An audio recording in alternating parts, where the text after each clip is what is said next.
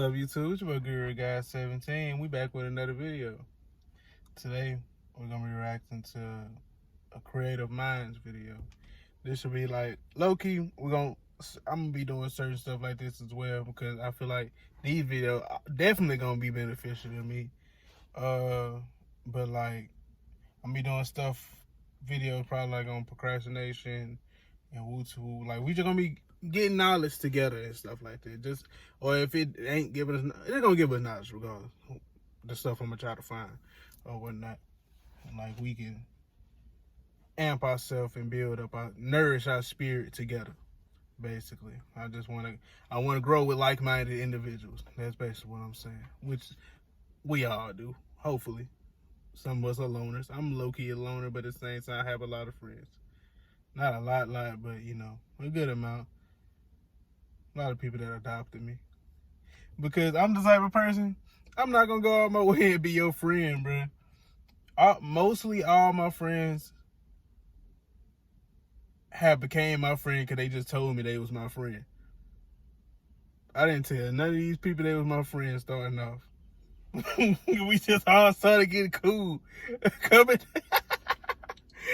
down below if you feel the same way. Like you just got adopted by somebody as a friend. Like, dang, I didn't ask you to be my friend starting off, bro.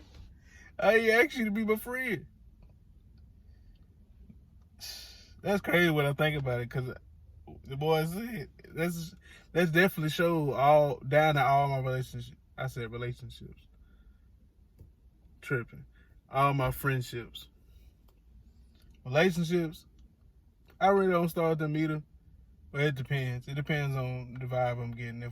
If I see the person is just like me when it comes to a lot of different things, then I'll be like, hey, bro, do what I do. But if they not, I'm pretty sure they're going to tell me in the midst of us doing something, or just randomly, they're going to be like, hey, this. Let's get into this and see how I feel about it. It is what it is, or it is what it ain't. You know how they go. We all adults here. Most of y'all are my age. I'm 24.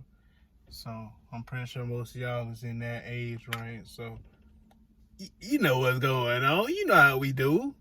But yeah, this video called Tyler the Creator, How to Succeed Creatively.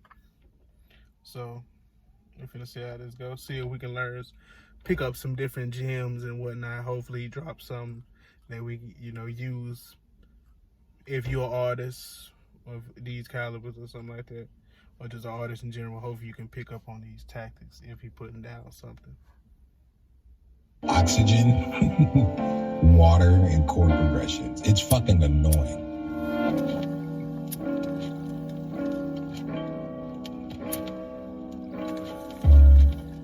I'm gonna keep saying, I say chords so much. It's annoying, but that's the shit that makes me lit. How important are the words? I like beat first, then melody, and then lyrics. I think everyone listens to different things first. I noticed earlier downstairs when we were playing the disco stuff, a song came in and you was like, ooh, and it was just drums. It wasn't no chords, not a bass line, nothing. And I was like, oh, he listens to groove first. He listens to drums and groove first. And that's something I picked up on and thought that was interesting. It's songs I have that are horrible lyrically, like really bad, but I just like the notes in the background, so I listen to them and I love it.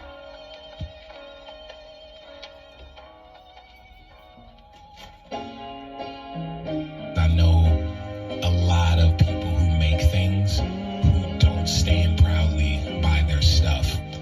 I don't know if they too cool, or they don't want to look thirsty, or they're not proud of their, but like, they'll put a song out, they'll put it in their story, and that's it. That's it. You went through something, you wrote words down, you figured it out in the structural format, found music to go along with it, you recorded it. Most of the time you don't just do it in one take. You go back and forth, fix some parts, get some parts replayed. that's the one. You play it for people. Yeah, do this. You edit it. You mix it. And you mean to tell me that you're going to be passive with your own and just put it on your story once? Are you fucking crazy, bro? I'm still promoting my album that came out in June.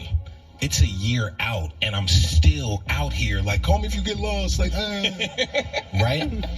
And what I notice is that some of these, the younger guys and girls, they like, oh yeah, I got a song out, and they forget about it. And I'm like, no, let motherfuckers know.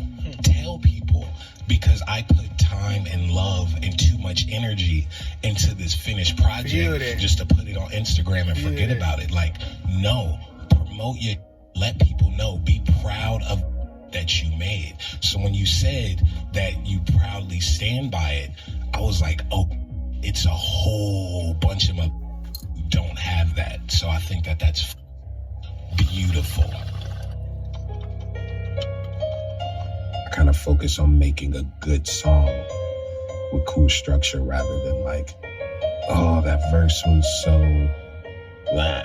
I decided on Flower Boy to just try to shut the fuck up and only speak when I need to speak. So that's what I think I'm good at. Serving the purpose of the best result. Yeah. Like, and all right, I did my verse. I said it here.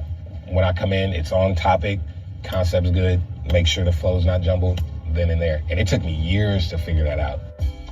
Igor was definitely like all feeling. Woke up in the morning, this is how I felt, made that song. Did that for like 2 weeks. And then I was like, oh, I have something. It was like 6 songs, 6, 7 songs. I was like, oh my gosh, this is, and that's kind of why it goes into this weird chronological order, because that was how I felt that morning. It was like over a span of like 2 weeks almost. And then every time I make an album, I put in a playlist on my phone just to see how it flows and stuff. And I was like, oh, like I didn't even notice I was drawing a circle. It was just all feeling. Because of the way that like iTunes and Spotify, things are mixed loud and super crisp in our ears up, they expect every single thing to sound like that and not taking in consideration what texture is. So when I made the Wilshire song, I was so sad that I didn't want to record it in the booth. So I told my engineer, we're just in there, just me and him, and I'm like, yo, just plug the handheld mic up. And I just sat there, started it, did the first verse, was like, hold on, run it back. And then I did that whole song, the 8-minute song in one take, just sitting in a chair like this, and a mic like this. And I said, keep it. Because at that moment I said, I won't ever feel like this again for this situation. And I put all that emotion there. I don't want to re-record it. I don't want to clean it up.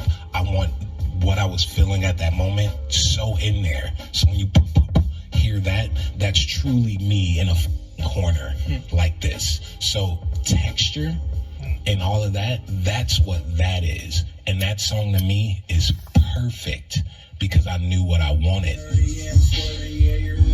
That last bar cadence is, you should roll with that. Like, which one?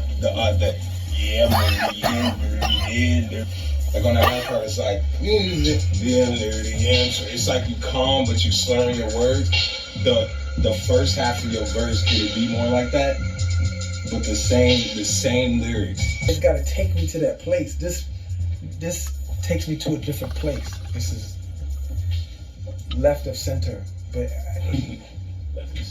it is. It's left of center, so it takes me somewhere, but it don't take me to that. Like, a lot of them was just asking questions. A lot of the songs just have questions, and it's just like, how am I feeling today? What if I go pour again? What if it doesn't work? And then that's how a lot of the songs just happen. Just me kind of just asking answering these questions. You never go to clubs. I hate them. You never go to clubs. When I go, I would just study, oh, that bass drop, or oh, that girl loves that part. And just like, okay, I want to have a song that has that feeling.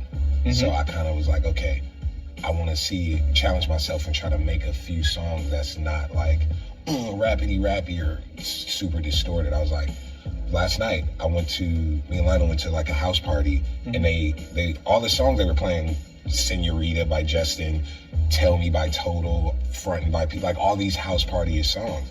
And See You Again came on. and it's full of black people Yeah. that for sure go to clubs. Yeah. And they were in there like singing the lyrics, and I was like, oh shit, I've always wanted that. I wrote the song over the chords of God Bless the Child by Stevie Wonder. I figured out the chords, looped it, and just had it playing for hours in my room, and I wrote the verse, which was like a 40-bar verse originally, but I cut it in half. I did that right when we was edited because it went to the rest of the verse. It was like originally, I'm bored and getting desperate, phone is not, it went straight to a different verse. It was a different pocket, So but I cut it because I was like, I need to put the hook back in here because I don't want to hear myself. I'm gonna change the second verse a little bit, and like, I'm not even gonna hear this deep ass voice rap for that long. Let me shut the fuck up and do a hook.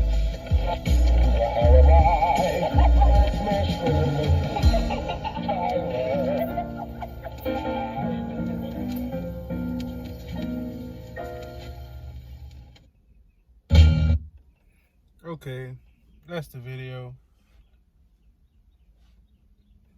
I learned a little bit of things.